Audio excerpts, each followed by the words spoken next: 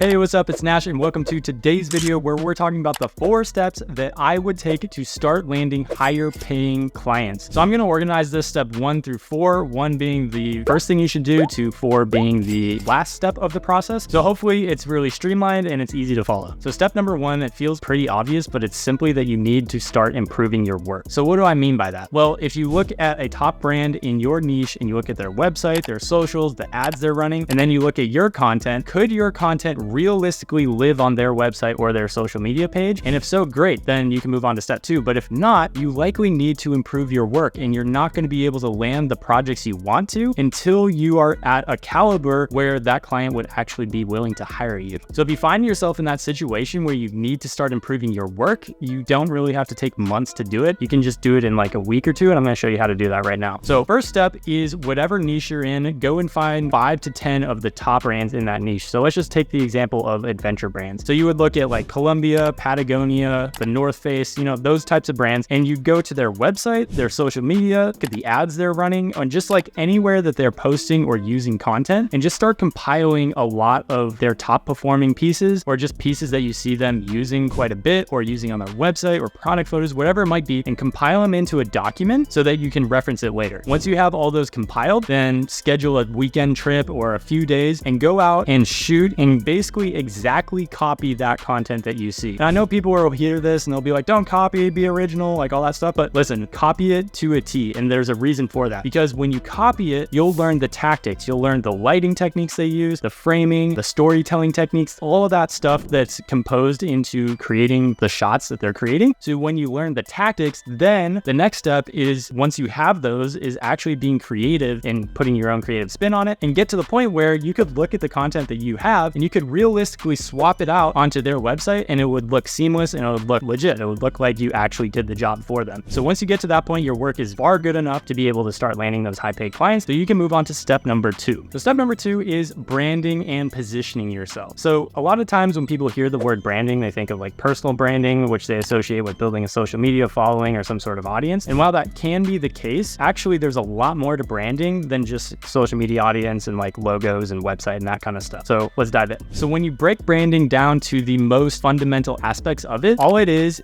creating a distinct identity for yourself. And that obviously can manifest in a lot of different ways. So I'm going to kind of explain the most important ways, but this is a global, universal way of branding yourself and how you wish yourself to be perceived by the client. So that starts with your first initial reach out. How are you speaking to the client? What is your tone? What is your tonality? How are you structuring these emails? What does your email signature look like? When they click on your website, what are they immediately greeted with? What's the messaging on your website? How do you position your service in the marketplace against the rest of the photographers or videographers that are out there? Then once you're having a call with a client, how do you conduct those calls in a way that lets them have confidence that you're going to get them the result? How do you frame yourself as an expert and position yourself as the person that they need to be able to go get the results that they want to get? Then once they hire you, how's the process? How's your contract? How's your invoicing process? Is that all seamless, or do they have to chase around? Are they confused once they hire you? Are you sending invoices? Are you collecting payment on time? And then when it comes to the actual project, are you running kickoff calls? Are you doing creative meetings? Are you making sure everyone's on the same page so you can avoid revisions as much as possible? And obviously a lot of times there will be revisions, but when you can avoid revisions, or at least extensive revisions, it's great for the client. They don't need extra work. Great for you because you don't need extra work, and you're likely to get hired more. So all that stuff is composed in branding and what a brand would expect of you. So if you want to start working with these higher paid clients, you have to start operating like the photographers or the content creators that are working with those brands, and they're doing the things that I just told you. So just to give you sort of an example, when you walk into a high-end clothing store, they're going to treat you very differently than if you go and walk into Target, right? They have a much higher price range. Their clientele is much different, so they expect a different level of experience than if you just go into Target. So in the same way, if you want to start working with these bigger brands, you have to position yourself as somebody who can give them that level of experience that they're used to, because if you can't, then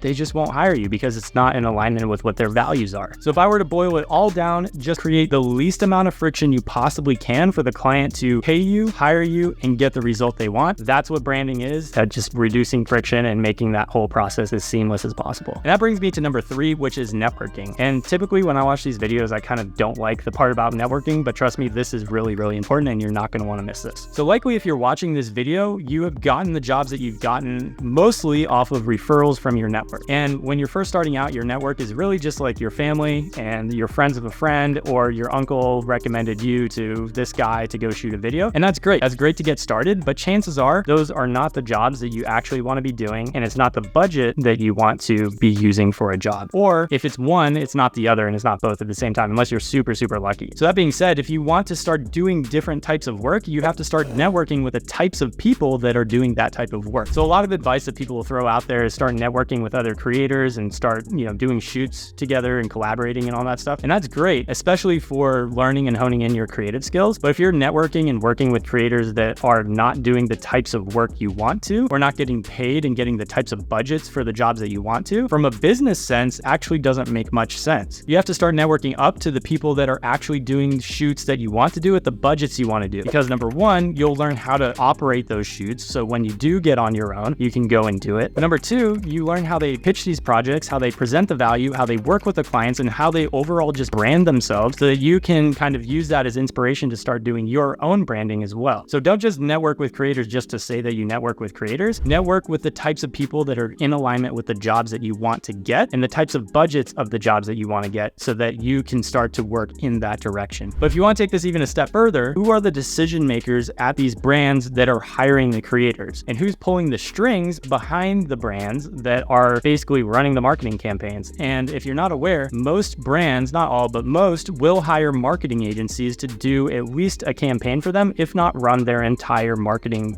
department, essentially. So that being said, these marketing agencies typically have lots of clients in the same genre, and they're constantly hiring creators, photographers, influencers, all this kind of stuff to fill out and to work on projects for their various different clients. So that being said, if you can get in with an agency and they like you and you do well, then all of a sudden you have access to their entire client pool, essentially, where they can put you on projects here, and you only need a few of those contacts, and all of a sudden you're off to the races, and you basically just have yourself a full-time job, and you can even start scaling like way beyond $20,000 a month if you start doing that. And lastly, if your work is on point, if your branding is on point, if your networking is on point, but you still can't charge more for clients, chances are, number 4, you're too scared to charge more. I know that sounds harsh, but trust me, I was in that stage for a long time, to the point where I could not reinvest in my business. I couldn't scale, I couldn't grow, and I was kind of, working month to month trying to get these clients and trying to just pay the bills. So I understand where it's at, but I want to help you get out of there. So the reason you're scared to charge more comes down to one word, and that is confidence. So either you don't understand the value that you're bringing a client, or number 2, you don't know how to communicate effectively the value that you bring the client. So very similar, but a little bit different. So the first one, you just don't understand, you just don't actually see the big picture. The second one is you do see the big picture, but you don't know how to effectively communicate that and message it and position it in a way where the brand can also view that as something that's valuable. So what happens is, in both cases, either you say, hey, I'm going to charge 10 grand for this video, and the brand's like, nah, it's not worth that, let's do 5, or let's do 2, and you're like, okay, I kind of need the job, and you go for it, right? So that's the first case scenario. The second case is that you just are not confident enough to start charging more, and you're like, next job, I'll start charging more. But because you don't understand the tangible value that you bring, you don't have any justification for charging more, so you end up coming right back down to your baseline. So how do you fix this? Well, you have to become the person who believes that they are worth the value that they are charging. You personally have to believe that when you charge $10,000 for a video, the brand is going to make far more than $10,000. If you don't believe that, then it's going to be impossible for you to start charging more, because if you don't believe it, the brand 100% won't believe that. And then, of course, they're not going to pay you the amount that you want to get paid if they don't understand the value that you're offering. So the way I like to work through this myself and trying to find what the value is asking myself this question. So brands typically will have a marketing budget of anywhere from 10 to 30% of their annual revenue from the